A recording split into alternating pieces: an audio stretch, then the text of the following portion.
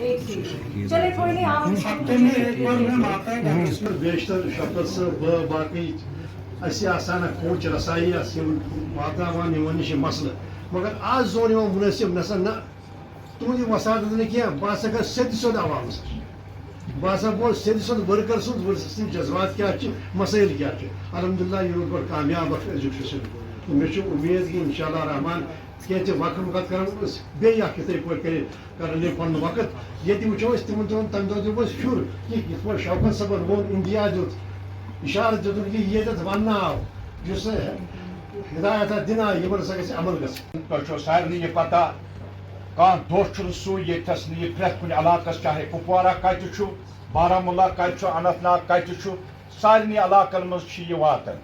तो हमारी कोशिश है, इस सरकार की कोशिश है, जिस सरकार की क़ियादत उमर अब्दुल्ला साहब कर रहे हैं। यहाँ पे हमारे साथी जो है वो हमारे ऑनरेबल एमएलए वो हर एक कोशिश करता है कि हम लोगों के सामने जवाब दें हैं।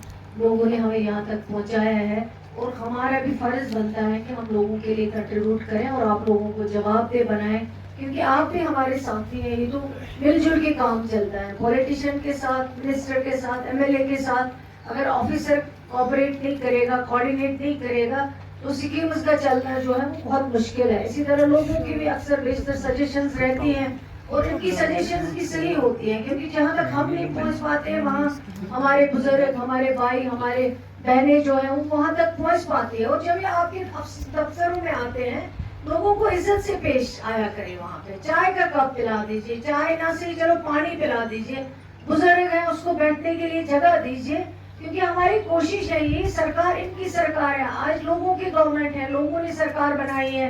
जब ये किसी ऑफिस में जाएंगे अफसर जो है वो इनको इज्जत से पेश नहीं आएगा तो मेरे ख्याल से वो बदकिस्मती है। काम जितने आपके हाथ में है वो कर लीजिए, लेकिन सबसे इम्पोर्टेंट जो है वो इज्जत की बात होती है।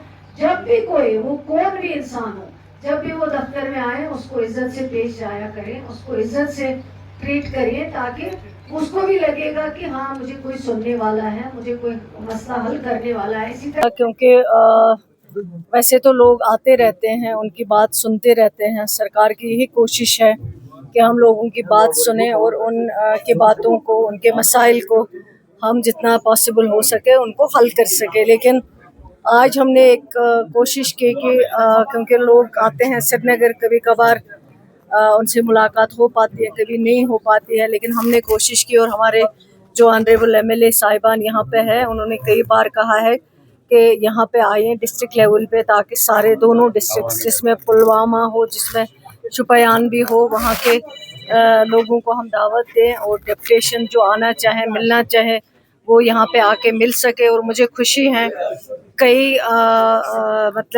लोग जो हैं डेपुटेशन जो हैं उनमें बुजुर्ग भी शामिल थे, उनमें जवान भी जो हमारे भाई हैं वो भी शामिल थे, कुछ बहनें भी थी।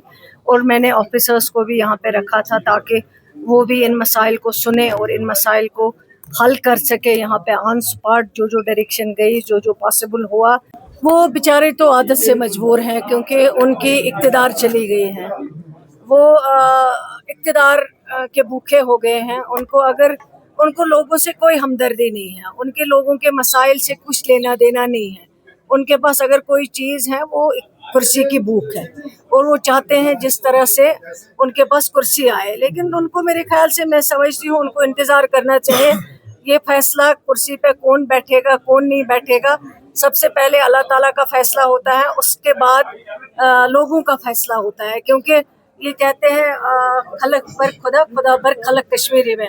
तो मैं समझती हूँ उनको इसी चीज़ पे यकीन रखना चाहिए। और ये मैं भी इस चीज़ को मानती हूँ कि इज़्ज़त जब देना होता है वो अल्लाह ताला देता है। वतइज़्ज़ु मन तशा वतज़िल्लु मन तशा, अगर ज़िल्लत भी देनी होती है वही देता है। इसलिए उनको इंतज़ार करना चाहिए। इतना कुर्सी की भूख इनको इतनी ज़्यादा हो गई है, वो किसी चीज़ को देखते नहीं, कोई चीज़ उनको नज़र नहीं आती है, न उनको यहाँ के प्रोजेक्ट नज़र आते हैं, न इनको यहाँ की डेवलपमेंट नज़र आती है, न इनको जो हमने इस 1.5 साल में कोशिश की है वो नज़र आता है।